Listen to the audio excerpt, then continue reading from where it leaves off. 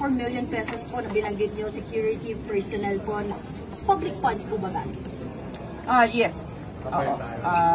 Napakaklaro nun, no, na wala akong ginamit para sa akin, para sa Vice President, na pera ng gobyerno para sa mga biyahe ko overseas.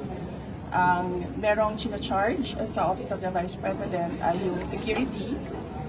Decision yon ng Armed Forces of the Philippines kung magpapadala, ilan at kung sino. At yung pangalawa ay yung sa Office of the President, Office of the Vice President personnel na sumasama kapag meron akong events at activities for the Office of the Vice President. Ma'am, you were given an option earlier na pwedeng i-waive yung parliamentary immunity, but you opted to answer the questions anyway. Why po?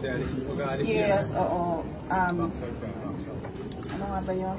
Meron silang tradisyon. According to the House of Representatives, meron silang tradisyon na hindi na nag-hearing ang budget ng Office of the President at Office of the Vice President.